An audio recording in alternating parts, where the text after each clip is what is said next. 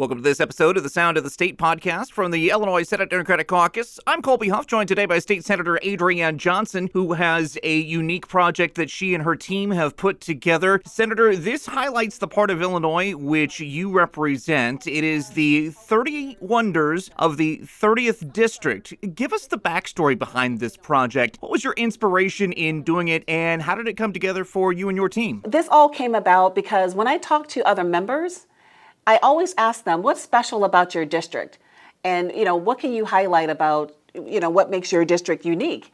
And sometimes they'll rattle off a couple of things, and then I'm just waiting for them to reciprocate and ask me what's great about your district, because we have so many amazing amenities in the district that I just love to amplify. And so that's one thing, because of the beauty of the wonders in the district, we call wonders. But also, the 30 Wonders of the 30th District is also a way to engage the community, too, and not only amplify these great, amazing wonders, but also to engage community members who may not otherwise attend my town hall meeting or Coffee and Connect or a listening circle that we have. So this is a way of getting them involved in state government so they can understand the resources that we make available. So this is how it came about. Let's go through a few of the highlights, Senator, of the 30 Wonders project. We'll start with some of the historical events and places that you've spotlighted. I noticed, for example, you've included the Waukegan History Museum. The Waukegan History Museum, it is one of those fixtures in the community. And as the name implies, it is the steward, the resource for all of what's historical about Waukegan. And so you go there, for example, and everything is in place as if nothing has ever changed. They still have the bedroom the way that it is, the dining room with the china, and then they have these various displays and exhibits where you can learn about the first residents of Waukegan, and you learn about the industry, and you learn about the Native Americans who were there before others came, the immigrants. And you learn about the people who make Waukegan special. And then they build on it. So it's current history as well. And it's just in this beautiful building, too. Like the house, it is Victorian, and it's, again, just capturing all of the history and the uniqueness about Waukegan. And just really making sure people never forget about the people who came before.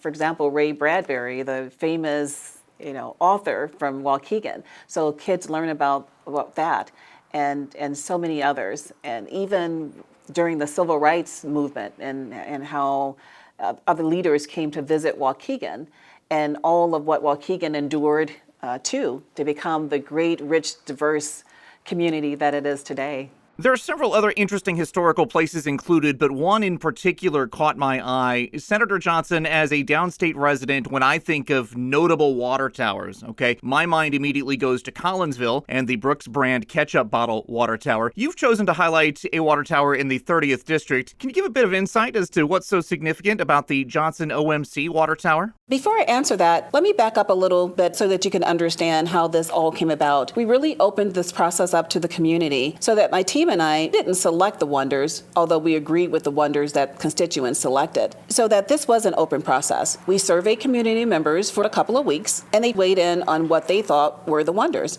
I think the water tower, the significance that we hear about is community members feel that it is a fixture in the community. The Johnson OMC water tower is a historic landmark built in 1926 by the Johnson Outboard Motor Company and is a symbol of Waukegan's industrial past. And like most municipalities, they decorated the water tower. They either put the name of the municipality or other symbols that are reflective of the community. I think it's just a reminder of maybe their childhood or something special during their childhood. It is a symbol in community. But Colby, I must share this with you. And this was after the 30 Wonders Guide was published. The city of Waukegan removed the water tower. So that's a little bit of a dilemma, but at least in that moment in time, residents felt that that was one of the wonders. And again, we agreed with them. It has significance in the community for a number of our constituents, and that's why we included it. State Senator Adriane Johnson is with me today talking about her 30 Wonders of the 30th District project. Shifting direction now, Senator, to the arts and culture of the 30th District. What are some of the things in that realm that you've included? I see that we've got Waukegan represented, as is Buffalo Grove. Talk about those culture and arts locations for a moment. Yeah, so in most communities, and you mentioned Waukegan, that's on the northern end of the 30th District, and then Buffalo Grove on the southern end of the 30th District. You know, those community arts centers are the hubs of the communities, and this is what I heard.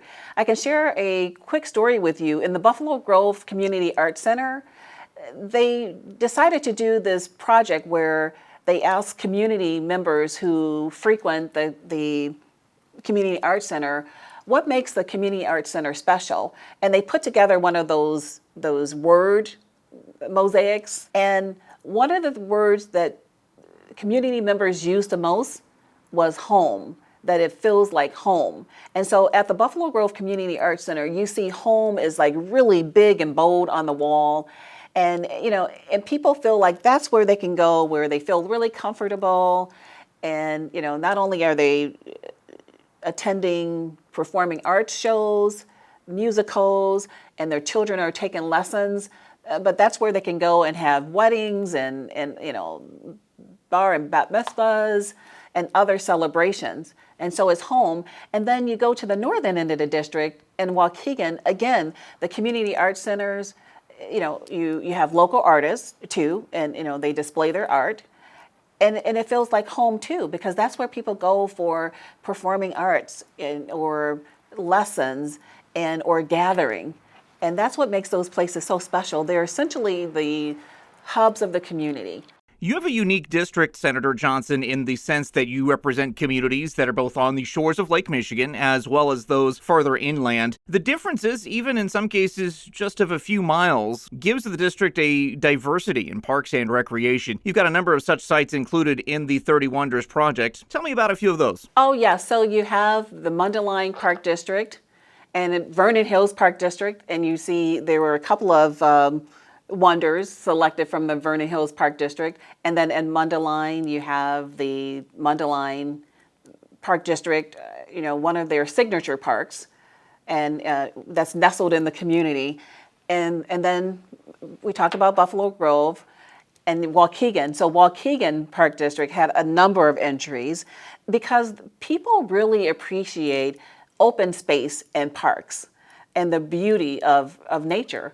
And so a lot of those parks, from neighborhood parks to signature parks to community parks, those are all represented. We can all remember a park in our community and the value of parks and having access to walking trails and other amenities at the parks. So we're really special. I mean, we're really lucky in the 30th District to have so many premier park districts and premier parks. You mentioned some of this earlier, but I'd like to get into more detail. What are some of the future goals of the 30 Wonders of the 30th District project? This certainly seems like it's tourism-centered to me. Is this a project, Senator Johnson, that you see being updated in the future? And maybe to borrow an entertainment world term, do you envision any spin-offs from the original? Ideally, what's the eventual outcome of the 30 Wonders project in the eyes of Senator Adriane Johnson? Yes, Colby, all of the above. As I mentioned earlier, this is a way to engage the community and amplify the beautiful wonders of the 30th District from the amenities like parks, monuments, community hubs, and libraries. We have amazing libraries. In fact, all of the libraries in the 30th District were nominated as a wonder. So I hope that this also highlights tourism as an aspect of this project. But one of the things that came about, and this is exactly why we did this, I had a constituent reach out to me, and she said, I did not know anything about the Jack Benny Center for the Arts in Waukegan.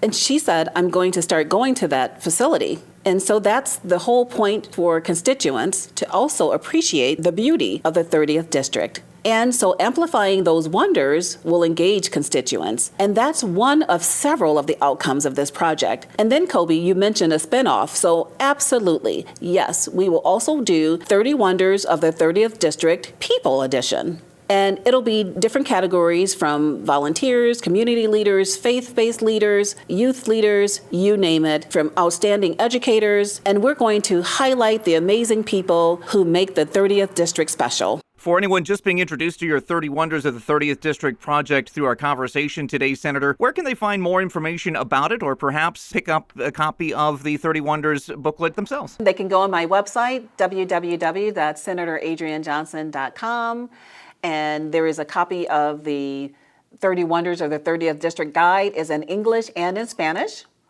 And then also, if they attend any of our community events, we always keep a nice supply ready for constituents to pick it up that way. They can also stop by our district office and pick up a copy as well. Senator Johnson, almost out of time for today. Final thoughts? I think just in summary, this was just a great way to highlight the history, artistic vibrancy, that social energy, all of that, and the stunning nature of the 30th District. It really is a beautiful, diverse district. And, again, that is a way to engage the community and amplify the greatness of the district. And I am looking forward with great anticipation to highlighting and amplifying the great people in the 30th District as well. So thank you very much for the opportunity to talk about this great project. Thanks for watching this video. Please like and subscribe to keep up to date with news from the caucus. For more information on what I am working on, please follow me on social media using the links in the description below.